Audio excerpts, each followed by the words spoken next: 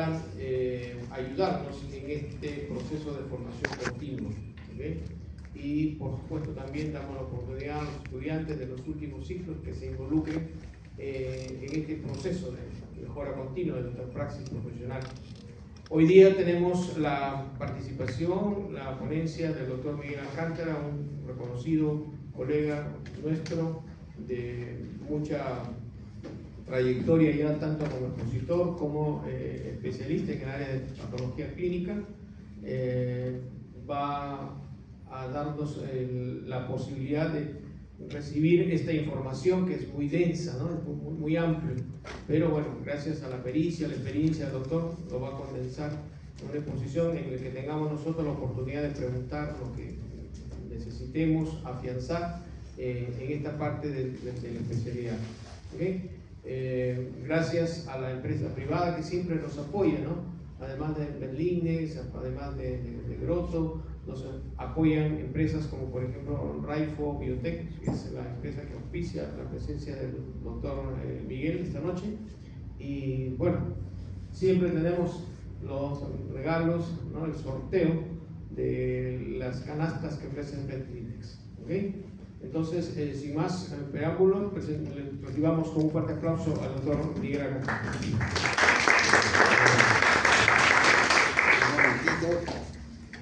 Que se lo apagué de casualidad, así que no lo oculto. ¿Se escucha? Sí. ¿Se escucha?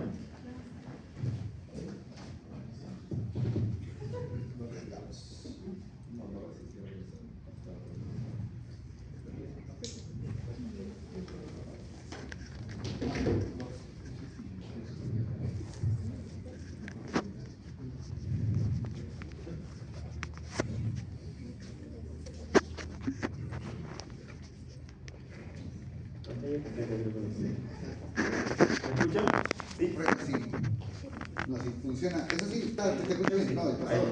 Prueba a ver, si funciona para pasar. Buenas noches, gracias por acompañarnos esta noche. Y hoy día les quiero preguntar, antes del tema principal, ¿cuál es el valor de un buen diagnóstico para ustedes? ¿Vale mucho? ¿Vale poco? ¿Nada? ¿Ninguna de las anteriores? ¿NPI?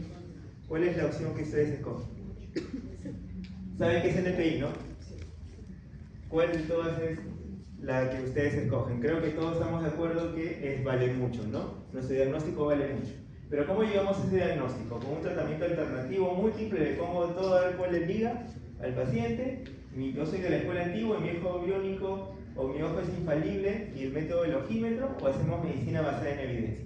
Creo que estamos de acuerdo que todos tenemos que hacer en este siglo medicina basada en evidencia. ¿Y cómo hacemos medicina basada en evidencia? Con una buena anamnesis, evaluación física, integración del historial de exámenes para llegar a la práctica a conclusiones que nos permitan un buen diagnóstico. Entonces, yo les quiero preguntar, tenemos aquí estos posibles candidatos que causan fiebre, anorexia, depresión, vómitos, diarreas, hepatomegalia, hemorragias, trastornos respiratorios, trombocitopenia, azotemia y una serie de cosas más. ¿Cuál de estos podría ser el culpable? ¿O cuáles son los culpables? ¿Una leptospirosis, una pancreatitis, una religiosis, una plasmosis o un NPI? ¿Puede ser una leptospirosis? ¿Sí? ¿Puede ser una religiosis? También. ¿Puede ser una leptospirosis acompañada de una pancreatitis secundaria a la leptospirosis? ¿Sí? Yo he tenido pacientes que tienen lecto y arniquia y anaplasma. Se ganaron la lotería, ¿no? Pero ¿cómo llegamos a este diagnóstico si todos tienen los mismos síntomas? Tenemos que hacer medicina basada en evidencia. Y para eso usamos laboratorios. Tenemos pruebas enzimáticas, uroanálisis, imágenes, pruebas moleculares, inmunofluorescencia, hematología, bioquímica y una serie de otras pruebas que nos ayudan al diagnóstico. Y hoy día nos vamos a enfocar en eso, en los tipos moleculares que nos van a permitir hacer pruebas en tiempo real. Nos van a permitir hacer un PCR que antes era muy complicado, ahora es súper sencillo de hacer. Pero antes de todo les quiero preguntar algo y dos conceptos importantes. ¿Recuerdan qué es sensibilidad y qué es especificidad? ¿Recuerdan esos dos conceptos? A veces los leemos, ¿no? Especificidad del tanto por ciento, sensibilidad del tanto por ciento en una prueba, en un estudio y demás, pero ¿qué significa? La sensibilidad es la capacidad de la prueba de detectar los verdaderamente enfermos o positivos en la prueba, y la especificidad es la capacidad de detectar los verdaderamente sanos o negativos. Entonces, si esos son tenemos todos esos conceptos. La población, tenemos un ejemplo, tengo una población de 100 gatos enfermos y la sensibilidad me dice que es del 93%. Entonces, si la sensibilidad es del 93% de estos 100 gatos, 93 van a ser detectados como verdaderamente enfermos y 7 van a ser falsos negativos. O sea, están enfermos, pero la prueba no los detectó. Eso es la sensibilidad. Y todo lo contrario, la especificidad, entonces, ¿qué es? Si yo tengo una sensibilidad del 95%, entonces fue detectado como sanos 95 gatos y 5 fueron detectados como enfermos o falsos positivos. ¿Ya? Esos dos conceptos tenemos que averiguar o indagar cuando hagamos una prueba diagnóstica, una prueba de laboratorio, qué sensibilidad y especificidad tiene la prueba. ¿Ya? Y ahora, como dice Ronaldo, aquí pues nos dice que en la veterinaria se pueden hacer pruebas moleculares muy fácil, cosa que antes no podíamos. ¿Ya? Y ahora es tan fácil como hacerse o tomarse un cafecito o hacer una prueba molecular en la clínica veterinaria. Antes teníamos que disfrazarnos como astronautas, tener una campaña de flujo laminar, tener equipos sofisticados para hacer una prueba molecular. ¿Qué es lo que pasó durante la pandemia? Los pocos laboratorios moleculares que habían en el Perú eran que de estas características y era muy complicado hacer una prueba molecular, por eso es que demoraban tanto, no por falta de pericia del tecnólogo, sino por falta de capacidad de equipos, porque no había y era muy complicado hacerlo. Ahora los equipos han migrado, la tecnología ha migrado, y esta es mi pequeña estación en el laboratorio humildemente de PCR. Aquí en estos dos equipos nosotros hacemos pruebas moleculares. Y no somos los únicos, vemos en otros países también colegas que tienen la misma tecnología y que ya en un consultorio, en una clínica o un laboratorio veterinario podemos hacer estas pruebas en forma precisa y de alta calidad. Entonces habíamos hablado PCR. ¿Qué es el PCR? Es la reacción de cadena de polimerasa. Y esta prueba que va a hacer va a permitir, a través de la obtención de pequeñas porciones de material genético, obtener ADN o ARN.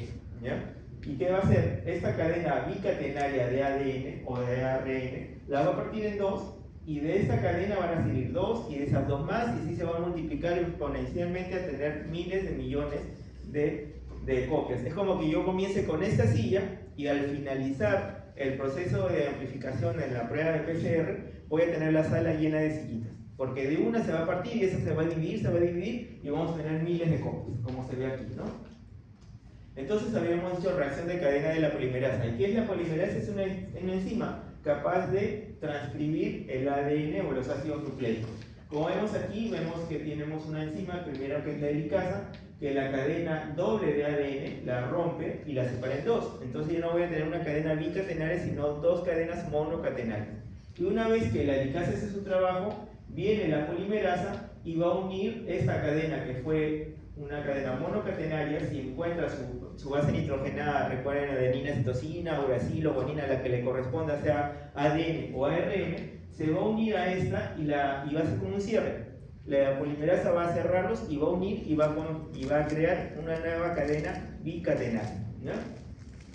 ¿Y qué es el RT-qPCR cuantitativo? Perdón. También conocido como PCR en tiempo real o transcriptasa reversa, es una técnica que usa dos métodos, la transcripción reversa o RT y la reacción de cadena de polimerasa para darnos resultados cuantitativos. No solamente me va a dar un resultado positivo o negativo, sino que me va a permitir cuantificar la prueba durante el proceso. ¿Ya? La transcriptasa reversa es una enzima tipo polimerasa ADN que sintetiza ADN a partir de ARN. ¿Ya? Entonces yo tengo una cadena monocatenaria de ARN y lo va a convertir en ADN híbrido o ADN de laboratorio para poder hacer las copias y tener un resultado al final según la cantidad de copias que yo haya tenido de esto.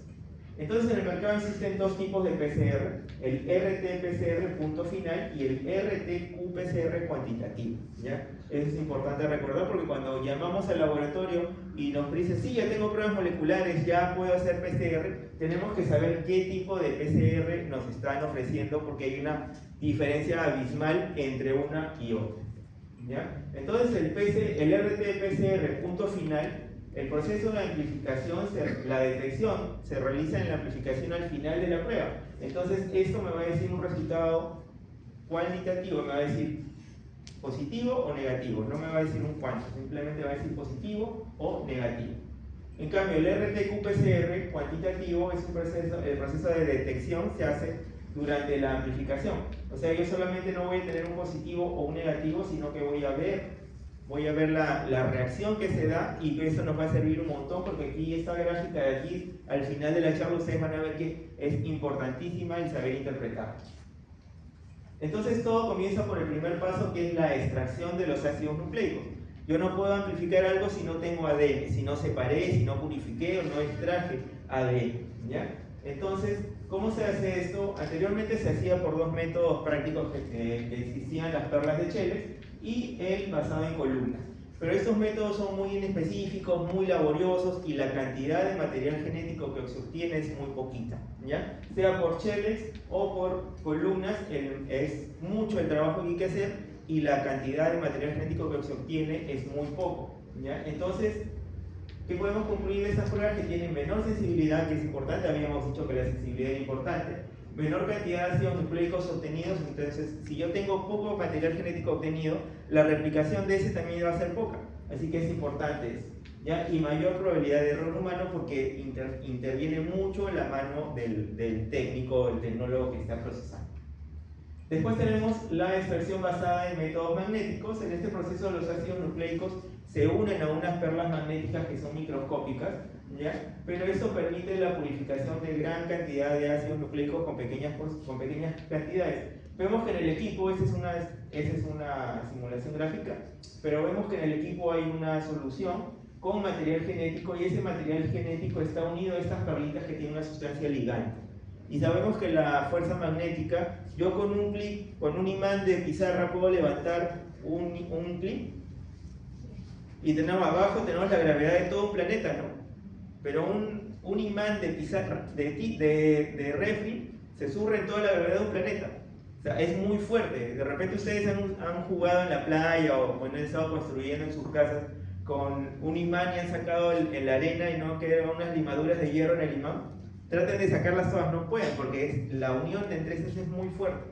El equipo tiene un electroimán. Primero hace que estas perlas que están ligadas al material genético se peguen a un imán, y eso permite que yo haga lavados continuos de la muestra, y al final del proceso voy a tener una muestra muy pura de ADN. ¿Y cuál es la ventaja? ¿Nosotros nos sobra o nos falta muestra siempre en la clínica? Nos falta muestra. Entonces, la idea es que con pequeñas muestras podamos obtener una gran cantidad de ácidos nucleicos o material genético para hacer la replicación. Entonces, eso es lo que nos ofrece el método magnético, que es el gold standard para extracción de material genético, porque nos permite y garantiza la extracción con gran cantidad de extracción de material genético con pequeñas muestras, ¿ya? El segundo paso es la amplificación, y la amplificación se divide en tres pasos a su vez: la desnaturalización, hibridación y extensión, ¿ya? Entonces, para la amplificación yo tengo dos métodos en términos generales en el mercado. El primero es el método isotérmico. Iso viene de igual, y de termo de temperatura, o sea, a una temperatura igual o constante. Mayormente esto se realiza a una temperatura de 65 grados centígrados en un ciclo de bucles, ¿ya? Pero ¿cuál es el tema con este método? Que como todo se realiza a una misma temperatura, no hay cambios cíclicos de temperatura y no obtengo una gran cantidad de desnaturalización, no puedo romper fácilmente los enlaces. En cambio, con el término, la amplificación termocíclica, como ven, la desnaturalización, que es la cadena monocatenaria, partirla en dos o separarla, se realiza a 95 grados centígrados, casi muy cercano al punto de ebullición, ¿ya? La hibridación se realiza a 65 grados centígrados y la extensión se realiza a 72 grados centígrados. O sea, a temperaturas totalmente distintas. Por eso se llama termociclado, porque crea un ciclo de temperaturas, ¿ya? Entonces, es como que yo les diga, ¿saben qué? A cada uno de ustedes le doy un martillo y un clavo, ni siquiera un punzón, un cincel, les doy un clavo y les digo, tienen que romper la loseta que está en su cuadrado, tienen que romperla en 1 hora. ¿Ustedes creen que esta loseta o mayólica o cerámica con un martillo y un clavo la van a poder romper? No hay forma, es muy complicado. ¿Y qué pasa con el ADN? El ADN es muy resistente. El ADN tiene esta cadena monocatenaria, bicatenaria, tiene enlaces de hidrógeno dobles y triples. Estos enlaces son muy duros, muy resistentes. Esos enlaces de hidrógeno son muy complicados de romper. Y a 65 grados no voy a poder romper una gran cantidad de cadenas de ADN. Entonces, si yo no rompo muchas cadenas, ¿se va a poder juntar con otra base nitrogenada? No. porque si no la logro romper, las otras fases de hibridación no se va a poder dar, y amplificación menos. Entonces ese es el problema con los métodos isotérmicos.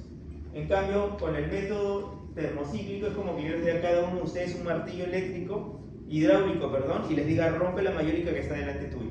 En menos de 10 minutos ya tienen roto todo el piso, porque eso fácilmente a esta temperatura de 95 grados centígrados fácilmente va a poder romper esos enlaces de hidrógeno dobles o triples y va a dejar libre esta cadena aquí y libre esta cadena acá. Y si encuentra en el medio, en la solución, encuentra su base nitrogenada, va a unirse con su par y va a venir la polimerasa y las va a unir nuevamente, ¿ya? Por eso es importante el método, porque cuanto más separe, más cadenas monocatenarias yo logre separar en la desnaturalización, la hibridación y amplificación va a ser mayor. Y cuanto mayor cantidad de copias yo obtenga de ese material genético, de ese ADN o ARN, va a ser más fácil que detecte el patógeno que yo estoy buscando. Entonces el último paso es la detección, y la detección se realiza por varios métodos, por gel de agarosa, por electroforesis, por colorimetría, que no debería ser usado ese método porque es el menos sensible, sabemos que el color es lo menos sensible en laboratorio, y el último método es la fluorescencia, ¿ya? Que es el mejor. El método de fluorescencia nos dice que en este método la amplificación y detección se hacen simultáneamente. O sea, durante el proceso de replicación de las copias de ADN se va realizando la detección de la prueba. Por eso es una prueba en tiempo real. ¿Pero qué es la fluorescencia? Es un tipo particular de luminiscencia. Nos dicen las características que tiene que tener una sustancia para emitir fluorescencia es que tiene que ser capaz de absorber energía y emitir parte de esa energía en forma luminosa, ¿ya? No sé si ustedes saben qué es esto, es una agua atómica. ¿Ustedes han ido a la discoteca alguna vez? Yo sé que son chicos sanos, pero de seguro les han invitado alguna vez a la discoteca y han visto que algún cóctel empieza a brillar, ¿no? Empieza a brillar en la oscuridad, no es porque tenga un LED, un foco LED adentro, es porque hay sustancias que emiten fluorescencia. En este caso, el agua tónica tiene un antibiótico que es la quinina, y la quinina emite fluorescencia naturalmente. Por eso es que en la discoteca el gin tonic va a empezar a brillar a veces, porque no es que le haya metido un LED o tenga un foco abajo, sino que es por la fluorescencia natural que emite la quinina. Y hay sustancias así, que son los fluorocromos o los fluoróforos, que son esa parte de aquí, que va a emitir la fluorescencia.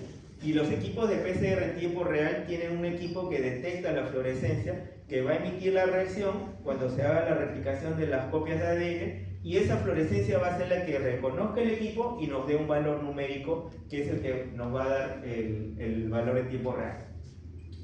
Entonces podemos decir que es un fenómeno de excitación luminosa inmediata y de corta duración. Ahora sí, el ciclo CT, que habíamos visto unas curvitas ahí cuando habíamos hablado que en tiempo real. ¿Y qué es el ciclo CT o el valor CT? Es una medición aplicada al RT-qPCR para detectar la presencia o ausencia de ácido nucleico diana o objetivos. En castellano, ¿para qué nos sirve el valor CT? El valor CT nos sirve para ver si yo tengo una cantidad grande de patógeno, poca cantidad o moderada cantidad. El valor CT es inversamente proporcional a la carga de patógeno que tenga en mi paciente. ¿Qué quiere decir eso? Si yo tengo un CT largo, me dice que tengo poca carga viral. En este caso, puede ser un Ehrlichia, puede ser un parásito, puede ser el que ustedes quieran, el patógeno que están buscando. No necesariamente tiene que ser un virus.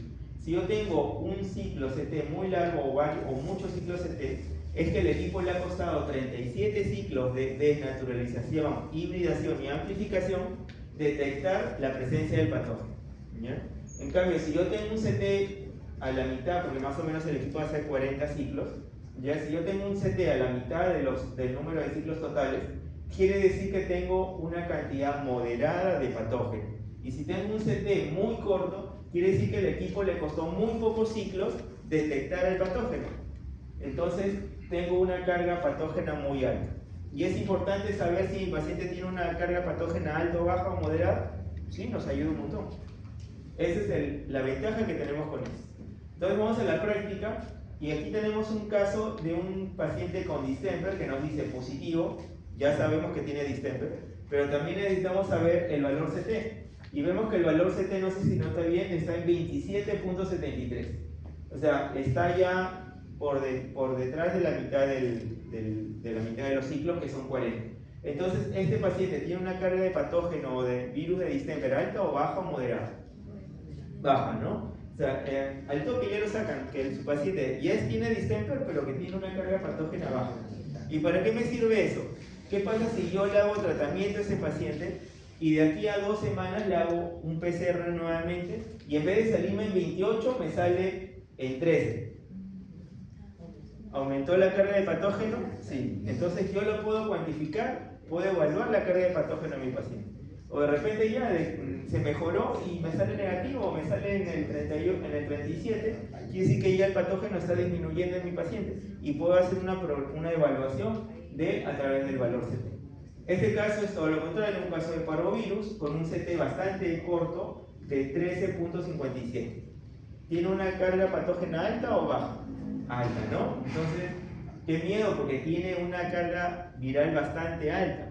Y yo el paciente con parvovirus lo puedo seguir evaluando. De aquí a una semana le hago otro PCR, sé que va a salir positivo, pero no solamente quiero el positivo o el negativo, quiero evaluar el valor CT para ver si la carga patógena ha bajado. Y si ha bajado, quiere decir que el sistema inmune de mi paciente está haciendo su trabajo. Este es otro paciente, en este caso inmunodeficiencia felina y virus de leucemia felina. Salió positivo a leucemia felina con un CT de 8.4. Está súper alto, ¿no? Está súper alto. La carga patógena del virus de leucemia en este paciente, en este gatito, es bien alta. Es una erliquia también con un CT bastante corto, 9.78, entonces la enfermedad está bastante fuerte, ¿no? Ven cómo así de simple, en minutos ya ustedes pueden determinar que esta curvita les va a ayudar un montón.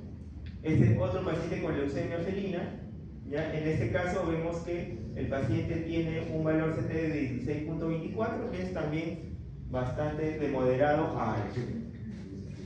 Y ese es otro paciente con leucemia, pero ven, el CT es bastante corto, es bastante largo, perdón, 35. O sea, este paciente puede estar entrando en fase recesiva de la enfermedad.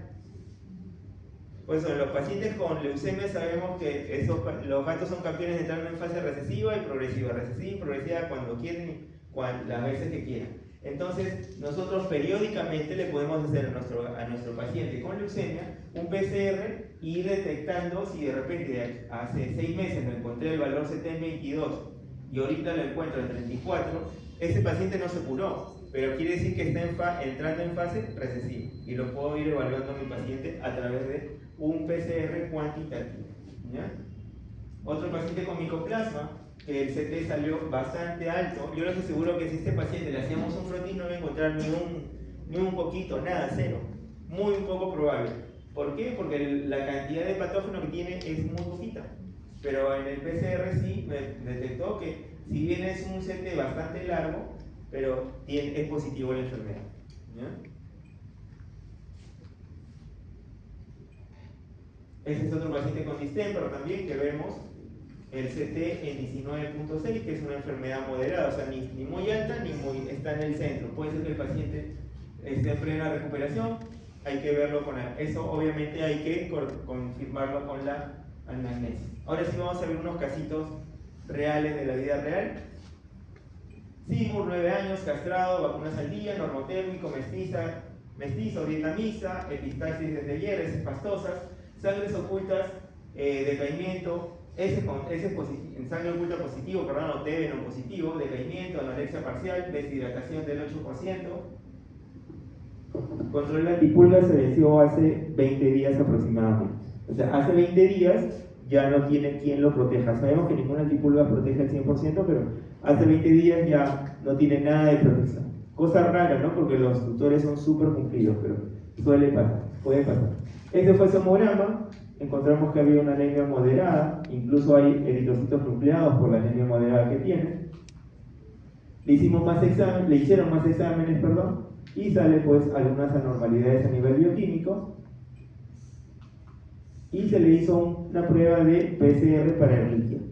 El CT salió en 26.96. Según el historial del paciente, nosotros podríamos decir que el paciente está entrando o está saliendo de la enfermedad. Hace 20 días ya no tiene protección antipulga, los síntomas fueron recientes, entonces está entrando en la enfermedad. Lo hemos cogido cuando recién está empezando, ¿no? Así que tiene buen pronóstico, dando un tratamiento adecuado, vamos a obtener un buen resultado con este paciente. Por eso es importante que nosotros pidamos o hagamos o realicemos un PCR en tiempo real con cuantificación, no solamente positivo o negativo, sino que nos cuantifique el valor CT.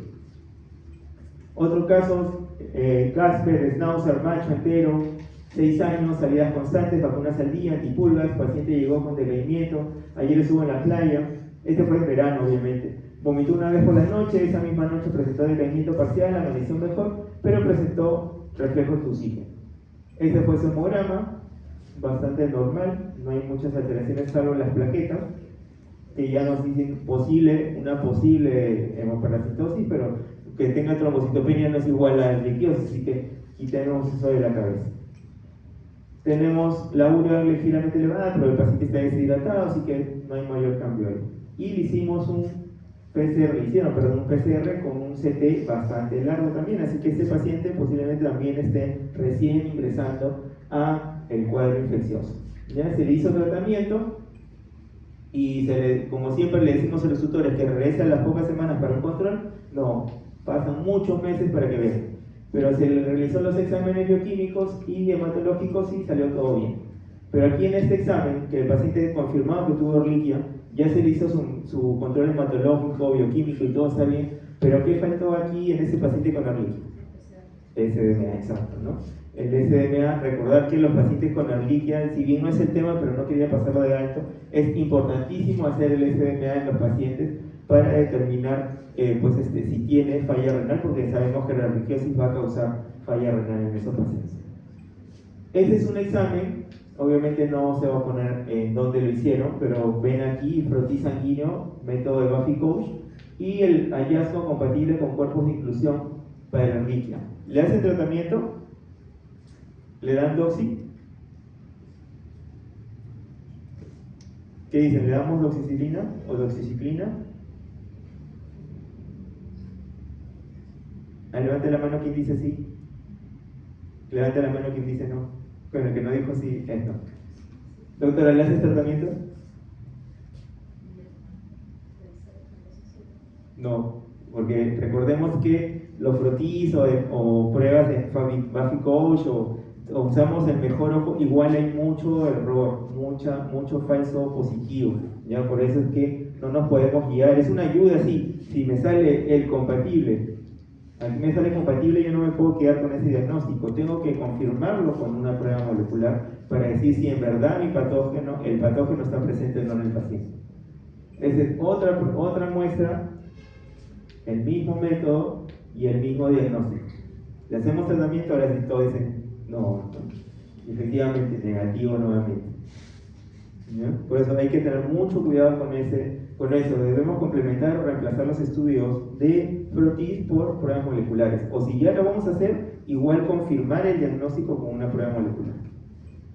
Jo, canino, 7 años, mestizo, garrapatas hace algunos meses, vacunas anuales, sin antecedentes, no tengo el antecedente del paciente, pero quise ponérselo porque estaba muy interesante. Eso es su hemograma, lo único que sale bajo es la hemoglobina reticulocitaria que nos está diciendo que en alguna parte del cuerpo hay un cuadro inflamatorio, más no, porque no tenemos el antecedente. Pero se lo quería poner también porque ven que el paciente tiene una bilirrubinemia bastante marcada, pero el suelo está hemolizado y lipémico, y eso es porque el paciente no estaba en ayunas. Por eso cuando hagan un examen bioquímico tienen que guardar el ayuno, porque si no les van a salir estos artefactos. ¿Ya? Se le hizo un SNAP y salió positivo. ¿Le hacemos tratamiento? ¿Qué dicen? ¿Le hacemos tratamiento? Para Ehrlichia, salió positivo. Ehrlichia SP positivo.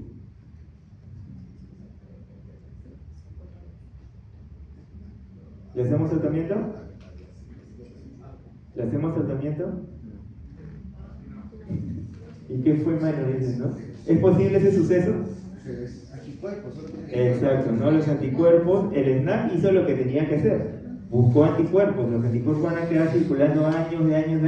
Se va a morir el perro y los anticuerpos van a quedar dando vueltas ahí. En cambio, si yo quiero ver exposición, si yo quiero ver exposición, tengo que hacer un SNAP. Si yo quiero ver presencia del patógeno, tengo que hacer un PCR, o como en este caso, el doctor hizo lo correcto, hizo las dos. El doctor hizo las dos, el SNAP porque le indicaba exposición y sabemos que es importante saber si nuestro paciente ha estado expuesto al patógeno y saber si el paciente tiene el patógeno en ese momento. ¿Ya? Por eso, una prueba no reemplaza a la otra, los dos se complementan. Ya eso tener que quedarnos muy claro.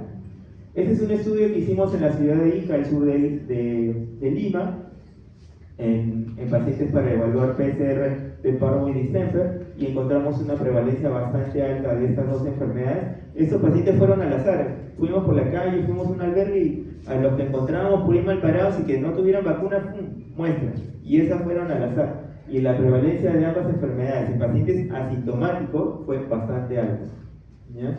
Y en esos pacientes hay un enanito que se llama Lázaro el Grande. Este es Lázaro. ¿Ustedes lo ven decaído? ¿Qué pasó con Lázaro? Les cuento la historia. Como ven, ahí ellos viven como pueden y los ayudan como pueden en ese refugio, ¿ya? Y a Lázaro lo habían encontrado unas cuadras más abajo, así ya vomitando, con diarreas, casi con 3 patas y todas las uñas en el otro lado.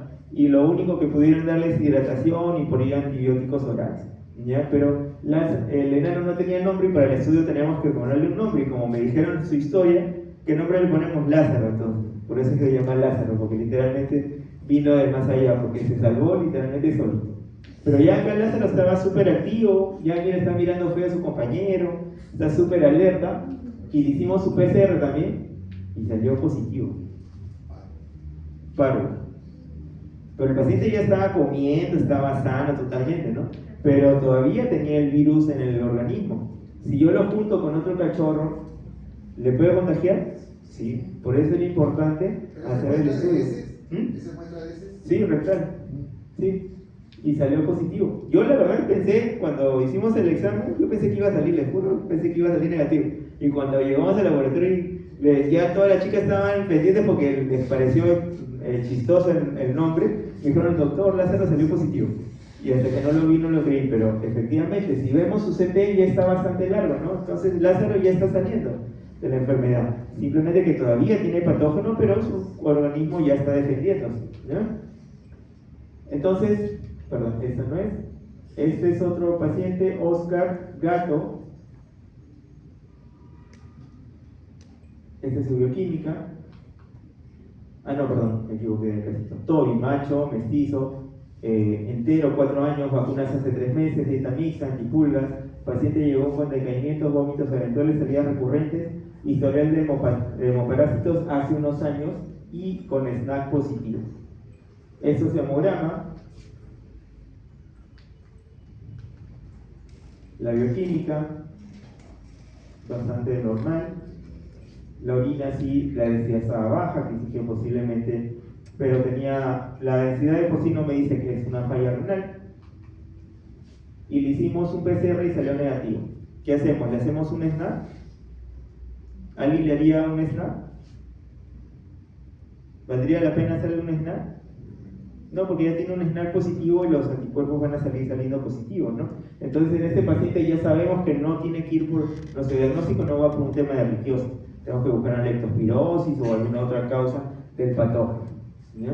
Apolo, este paciente tiene leptospira, ¿ya? Tiene un CT de 19.44, pero ¿por qué se lo quise poner? Porque es un caso interesante. Nosotros nos enteramos después de hacer la prueba que ese paciente había tenido tratamiento con ampicilina 3 días antes de tomar la muestra para PCR. En el caso de leptospira que estamos buscando, una bacteria, ¿no? Y si yo le doy antibiótico, va a alterar, va a bajar la carga patógena, ¿no? Entonces es un dato importante, porque si bien ha estado con antibiótico, la prueba es tan sensible, el PCR que estamos usando es tan sensible que la cantidad de copias que va a hacer con pequeñas cantidades del patógeno va a replicar y va a permitirme que estando con el antibiótico la prueba haya marcado positivo. Obviamente este CT yo lo puedo considerar como real. ¿Va a ser más alto o más bajo? Más alto, ¿no?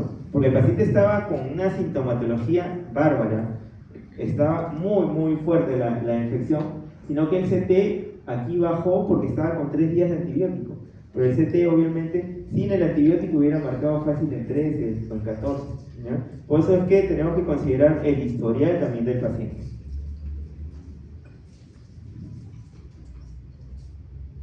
Entonces recordar que la sensibilidad es importante, ya cuando nosotros hagamos una prueba tenemos que ver el grado de sensibilidad y especificidad que tiene una prueba. Entonces, si hacemos un buen diagnóstico, felices los 4, dice la canción, ¿no? ¿Y quiénes son esos 4? Obviamente el paciente, la familia, el médico veterinario y las redes, porque las redes ahora pueden ser muy buenas, pero también pueden ser muy malas, ¿no? Así que tenemos que cuidarnos mucho. Entonces, muchas gracias, doctores, por escucharme y no quedarse dormidos. Y los quiero invitar a que puedan tomar datos de nuestros números. En Raipo Biotech tenemos equipos especializados para veterinaria, ¿ya? Los podemos ayudar en esos números, toda la división veterinaria, estamos a su disposición. Y para muestras de laboratorio nos pueden buscar en SF Laboratorio y escribirnos este número cualquier duda que tengan. Así que muchísimas gracias, no sé si hay alguna preguntita.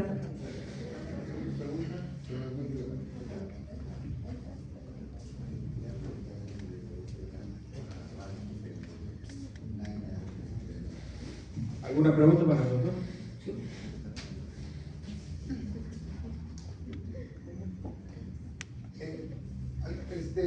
Algunos real time, o sea, todo lo que estás hablando son los retrotranscriptasas, esencialmente, no los real time, o ese es un real time. Este es un PCR en tiempo real, ya, con transcriptasa reversa. Ya. Es un PCR contra retrotranscriptasa reversa. Real time, es un RT real time PCR. Claro.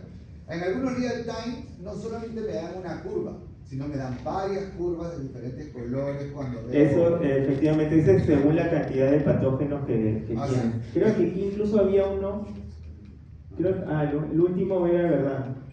Aquí se le diagnosticó 2 enfermedades a la vez. Yo puedo tener varias curvas y sí, cada curva significaría la amplitud de la amplificación. Exacto. Sí, hay PCRs que te miden, como en el caso de leucemia, que pedir leucemia e inmunodeficiencia en una sola. Si las dos salen positivas, te van a salir 2 curvas de distintos colores para que no las confundas. La fluorescencia la distingue por color. Se pueden hacer hasta pruebas de 6 pruebas, puede ser de 1, de 2, de 4 y de 6. De 6 pruebas simultáneamente con esta tecnología. Hola. Usted indicaba que, por ejemplo, en el caso de la alergia, estaba considerado bajo cuando era un 24 a 0.94. Allá, la media es 20, el equipo hace 40. Los últimos valores CT ya no se consideran porque es desnaturalización, o sea, ha hecho tantas copias de copias que ya se desnaturaliza y ya marca fluorescencia de cualquier cosa. Mayormente hasta el ciclo 39 se considera y la media es 20.